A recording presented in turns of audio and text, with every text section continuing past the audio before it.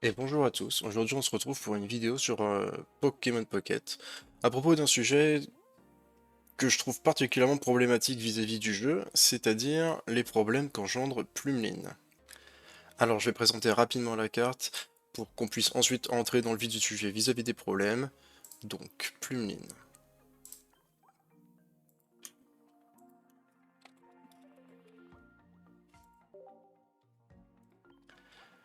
Donc c'est un Pokémon de base de type électrique avec 70 PV. Il a un coup de retraite de 1 en énergie incolore, faiblesse de type combat. Et son attaque lui coûte 2 énergies, une électrique et une incolore pour frapper à 50, et ensuite le cœur du problème, son talent, un Rune Protect, éviter tous les dégâts infligés à ce Pokémon par les attaques des Pokémon X de votre adversaire. Alors, pourquoi est-ce que je considère que Plumeline est une erreur de design, en fait, dans le jeu? Eh bien, tout simplement parce que Plumeline gère, en étant un Pokémon de base, tous les Pokémon X du jeu qui sont la rareté la plus élevée qu'on puisse aller chercher. Donc en dehors de tout ce qui est une full art. Donc Plumeline est un Pokémon entre guillemets de rareté intermédiaire, voire quasi nulle, étant donné que c'est un Pokémon de base. Et pourtant, il est le plus gros counter d'absolument toutes les cartes X du jeu. Enfin, quasiment. À quelques exceptions près, mais quasiment toutes les cartes X du jeu. Les cartes X qui sont pourtant ce qui est de plus fun et de plus intéressant, enfin le plus attrayant dans le jeu. C'est les cartes qui sont le plus mises en avant dans une extension.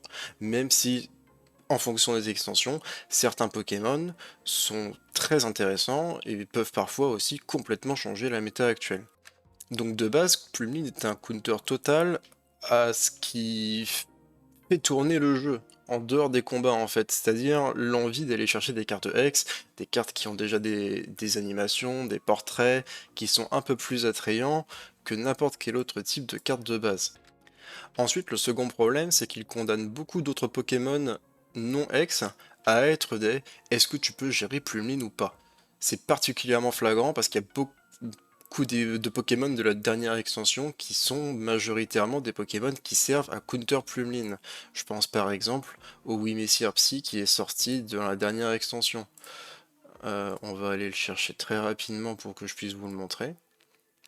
Alors, le Wimessir de type Psy, il doit être dans le coin. Le Cubultoke est un très bon exemple aussi en réalité. Si je le prends, voilà, et pour 3 énergies, il inflige 80 dégâts, c'est un Pokémon de base donc vous pouvez start avec et le poser directement. Il a 100 HP, et il s'inflige 100 dégâts, 10 dégâts pardon, après avoir effectué son attaque. Ce qui en fait donc un Pokémon candidat à gérer Plumeline. Il est d'un type quelconque, là c'est le type Psy, mais ça pourrait être n'importe quel autre Pokémon de base. Je pense par exemple à Suicune aussi, Suicune non X, qui est un Pokémon qui tape à 70 PV, qui est donc la valeur clé qui permet de gérer Plumeline. Et la dernière extension a été une extension qui a fait beaucoup d'efforts, on va dire, pour gérer Plumeline. Donc je parlais du Wimessir précédemment, qui est juste là, qui tape un Pokémon de banc, s'il me semble, un Pokémon de banc à 70 dégâts pour 3 énergies psy. Mais je reviendrai un peu après sur les différences qu'il y a entre les counters, on va dire, qui sont ajoutés à Plumeline par rapport aux counters qui peuvent être ajoutés à d'autres cartes méta dans cette extension, parce que c'est une extension qui a ajouté pas mal de counters à droite à gauche à pas mal de Pokémon qui sont méta actuellement. Mais avant ça, je voudrais parler de quelque chose qui est particulièrement flagrant vis-à-vis d'un des problèmes majeurs que représente Plumeline dans le jeu, c'est-à-dire ce que j'aime bien appeler la 20e carte. La 20e carte qui d'ailleurs est parfois une carte morte dans vos decks, c'est-à-dire la carte qui vous sert à gérer Plumeline. Là par exemple dans ce deck ce serait Sylvalier, qui a une valeur clé de dégâts une fois que vous avez joué un supporter à 100, et qui est un Pokémon non X, donc qui vous permet de gérer Plumeline. Mais dans pas mal d'autres decks, je sais pas, je vais prendre un autre, par exemple, un deck qui vient de sortir, le deck Mégalagron. Vous avez ce Suicune dont je parlais précédemment, qui tape à 70, qui est la valeur clé pour gérer Plumeline, et cette carte est dans le deck uniquement pour gérer Plumeline. Elle n'a pas vraiment d'autre intérêt que de gérer Plumeline. Ce qui veut dire que si j'affronte un deck qui n'est pas un deck Plumeline, donc n'importe quoi qui contient des Pokémon X en réalité, eh bien cette carte est presque une carte morte. Parce que si je commence avec, bon bah c'est fatigant, même si elle n'a que un de coup de retraite, parce que celle-ci est quand même assez opti pour gérer Plumeline, et bien en réalité, dans la plupart des match-ups qui ne sont pas Plumeline, elle ne sert à rien, et c'est le cas pour aussi beaucoup de cartes que vous pouvez incorporer dans vos decks pour gérer Plumeline. Je pense par exemple à des casques bruts qu'on met parfois dans des decks pour justement aller chercher Plumeline, après avoir éventuellement tapé avec certains autres Pokémon de base ou de Pokémon d'évolution 1, non X encore une fois, parce que sinon ils ne peuvent pas faire de dégâts à Plumeline. Et de par les stats qu'il a, Plumeline est très embêtant à gérer pour énormément de Pokémon.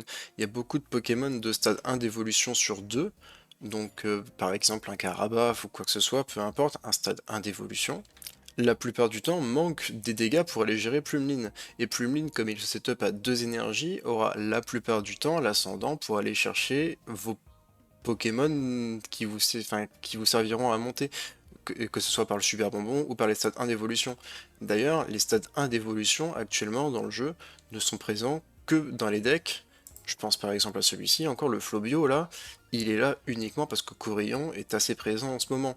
Il n'est pas présent parce que je me dis, tiens, si je mets un stade 1 d'évolution, peut-être que je pourrais passer Plumine plus facilement. Non, il est là uniquement parce que en réalité, Corillon existe dans le jeu et qu'il vous empêche de super bonbons pour accéder à vos stades 2 d'évolution.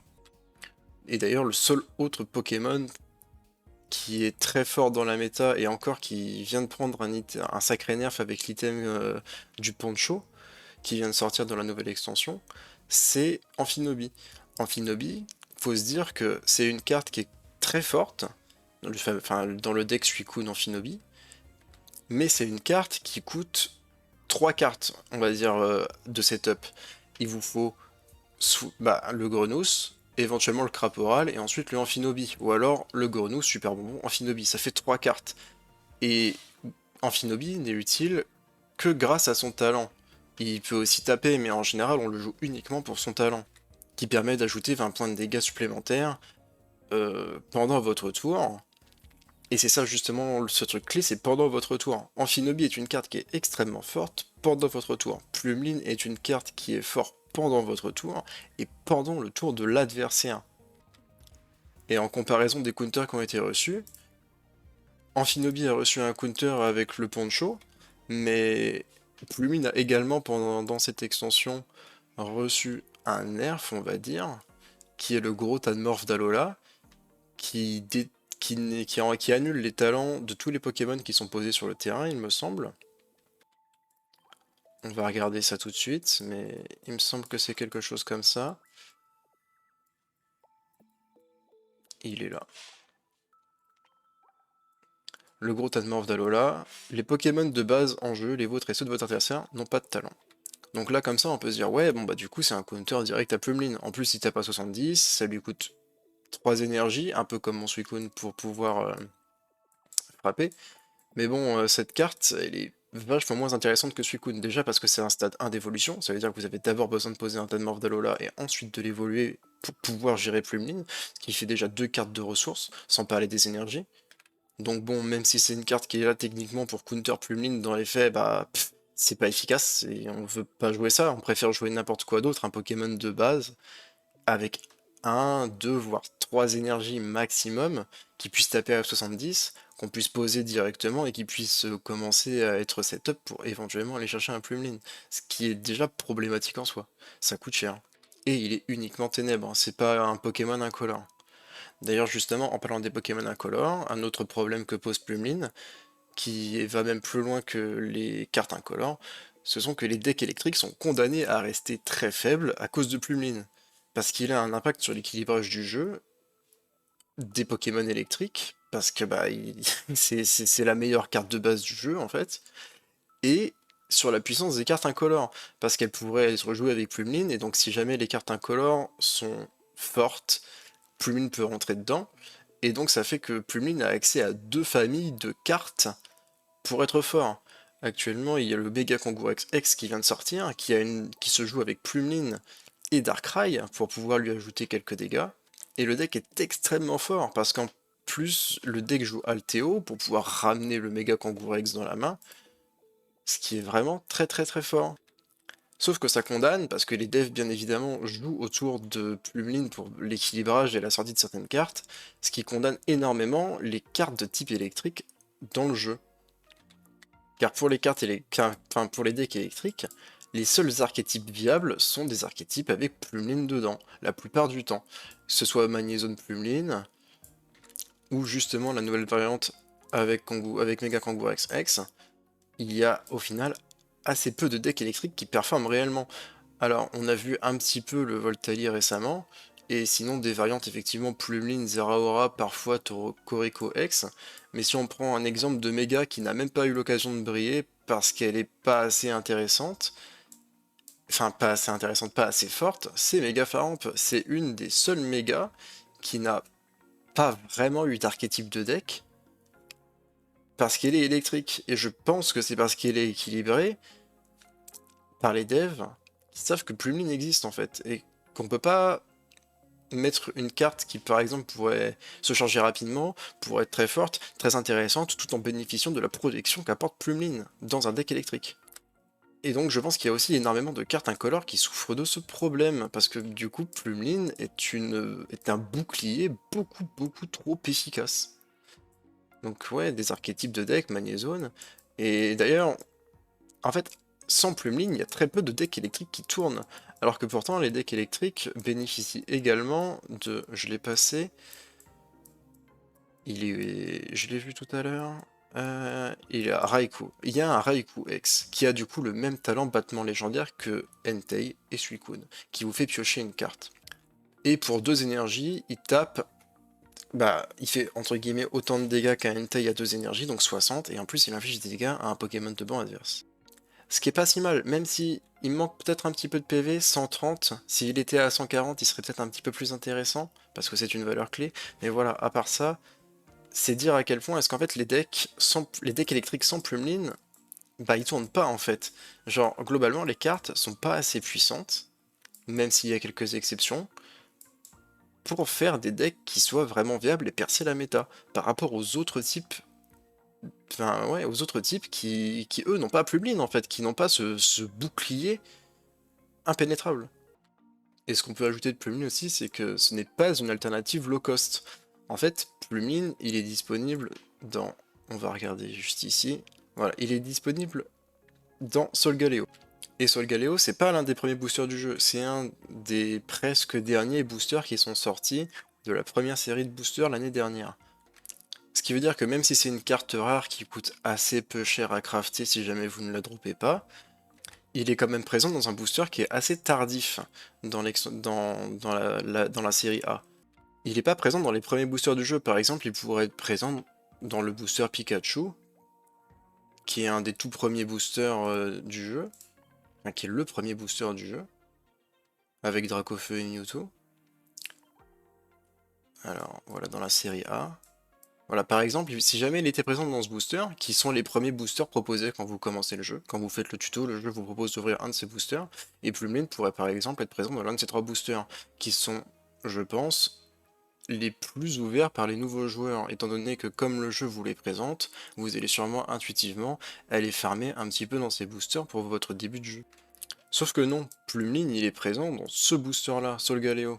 Alors, il y a encore d'autres boosters derrière, mais bon, quand on voit la marée de boosters qui sont disponibles dans le jeu, et là on parle que de la première série, et il y a celle-ci qui vient de sortir, la série B cette année, on est quand même sur une carte qui est relativement cachée par rapport à la puissance qu'elle a. Par exemple, si elle était disponible dans la boutique contre l'achat de tickets, comme le sont disponibles les recherches professionnelles, les cartons rouges, les Pokédex, les Pokéballs, toutes ces cartes-là, qui sont juste ici, on pourrait entendre, comme elle serait très disponible, que la carte soit extrêmement forte et que tout le monde y ait accès. Mais là, la carte, bien qu'elle ne soit pas cachée et qu'elle soit disponible pour tout le monde, n'est pas forcément si disponible que ça. Alors que c'est une carte qui pose un problème gigantesque au jeu complet, étant donné que tous les decks s'adaptent à Plumeline en ayant une sorte de réponse à Plumeline, donc un Pokémon non ex capable de le gérer. Et comme la plupart des joueurs ne jouent pas de manière full opti, et bah beaucoup de joueurs risquent de justement et peut-être risquent de s'orienter vers justement des cartes ex qui leur plairont de par leur Pokémon préféré, etc. etc.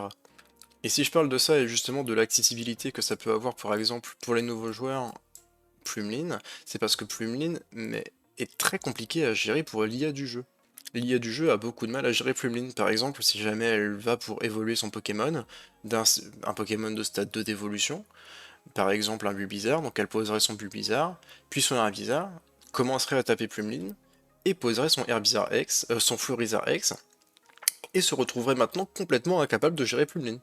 Donc après on peut se dire bon bah c'est pas très grave, c'est le mode solo, ça sert à mettre en avant les types de decks, souvent avec des cartes X et avec des cartes qui synergisent entre elles, et de toute façon c'est majoritairement une ressource de sablier pour justement les nouveaux joueurs, pour qu'ils puissent avancer dans le jeu. Sauf que comme rien n'indique quoi faire si vous ne jouez pas de manière full opti ou que vous ne vous intéressez pas au jeu dès que vous commencez votre aventure pour savoir ce qui marche ou pas, comment marche la méta, et bah la première fois que vous allez tomber sur un Plumeline, ça va vous faire tout drôle. Vous allez lire la carte et vous allez vous dire, bah là, du coup, je peux pas le passer. Je connais pas la carte. Là, mon deck n'a pas de réponse à Plumeline. Ce qui permet de no-brainer pas mal de nouveaux joueurs. Dans les premiers niveaux, quand vous commencez la ranked, vous pouvez grinder ultra facilement en jouant un deck Plumeline, parce que beaucoup de joueurs qui ne s'intéressent pas beaucoup, enfin qui ne s'intéressent pas directement à la méta, mais qui veulent quand même faire des ranked, ne serait-ce que pour récupérer des sabliers, vont peut-être se casser les dents parce qu'ils n'auront pas de réponse à Plumeline dans leur deck. Et pareil pour le mode solo.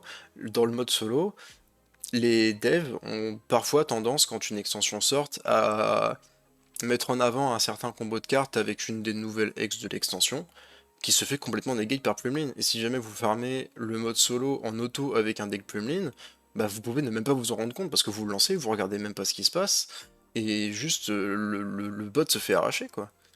Donc voilà, c'est à peu près tout ce que j'ai à dire vis-à-vis de la carte et de tous les problèmes qu'elle pose. En fait, pour reglobaliser, c'est une carte qui, même si elle n'a pas un win rate incroyable, parce que justement maintenant tous les decks se sont adaptés de manière à pouvoir le gérer, reste une épée de Damoclès qui empêche, je pense, beaucoup de... Enfin, qui paralyse énormément de choses qui pourraient être fun et qui pourraient être plus engageantes vis-à-vis des stades 2 d'évolution. Je vais prendre un exemple au hasard, mais disons que par exemple, vous vouliez jouer un Florizarre X dans votre deck, avec un Méga Florizarre X, avec un Florizarre X et un Florizarre de base. Et bien, si jamais, par exemple, votre Florizarre de base avait un talent qui marchait vachement bien avec les autres Florizarres, en l'ayant posé, vous pourriez avoir du coup trois types de Florizarres différents que vous pourriez moduler pendant la partie en fonction de ce qui se passe, pour pouvoir réagir éventuellement à vos match-ups. Et pas simplement donc pour gérer Plumeline parce que vous avez besoin d'une carte non X. Sans revenir du coup bien évidemment sur tous les types qui ont parfois des lacunes en fonction du Pokémon que vous voulez jouer, à gérer Plumeline. Donc comment changer Plumeline sans forcément détruire la carte? Juste pour le faire rentrer dans le rang. Alors, ce que moi déjà j'ai imaginé, c'est qu'il pourrait par exemple subir moins 70 de dégâts de la part des Pokémon X. Ça le rendrait gérable par pas mal de Pokémon X de stade 2 et quelques Pokémon X de base, je pense par exemple à Giratina qui tape à 130, mais qui resterait quand même un bon couvercle de poubelle pour les decks électriques et incolores sans qu'il y ait trop de dérives dans les decks d'autres types. Il serait virtuellement tanky à hauteur de quelque chose comme 140 PV avec son passif, donc il faudra taper au moins à 80, ou par exemple passif de Darkrai, casque brut, talent d'Amphinobi, ce genre de choses. Ce qui le rendrait plus respirable, tout en continuant à counter certains types de decks aggro qui se setup très vite. Je pense par exemple à des Pokémon comme le Philali X, qui peuvent se charger très rapidement, mais qui tapent seulement à 70, du coup qui eux seraient paralysés par un talent de Plumeline à moins 70 dégâts. Après, moins 70 dégâts, c'est une valeur un peu élevée. Là, je suis parti sur moins 70 dégâts dans mon exemple, pour le mettre à peu près à la force actuelle, même si bon, il est pas à moins 70 de dégâts, il n'est pas immunisé, mais ça le rendrait quand même très tanky contre justement cette valeur clé de 70 PV qu'a Plumeline. Et donc voilà, c'est à peu près tout ce que j'avais à dire sur Plumeline. Si jamais vous avez des choses à ajouter, des contre-arguments ou quoi que ce soit d'autre, sachez que je suis parfaitement ouvert au débat et à la critique vis-à-vis de cette pensée que j'ai vis-à-vis du Pokémon. Et je pense que un nerf ou un rework justement, voire même un ban aussi, hein, et pas un ban que de Plumeline, mais pourquoi pas aussi d'autres cartes pour faire changer la méta, même si je pense que les bans n'arriveront peut-être pas forcément, étant donné la quantité de counters qu'ils incorporent au jeu, mais le problème de Plumeline, c'est que c'est pas une carte qu'on peut counter avec une seule carte. parfois on a besoin de plus de cartes que ça en fonction de ce qu'on joue comme deck. Et c'est le point crucial que je veux incorporer, c'est que c'est une carte qui est une menace fantôme sur le jeu entier. Enfin voilà, si jamais la vidéo vous a plu, n'hésitez pas à liker, et à une prochaine.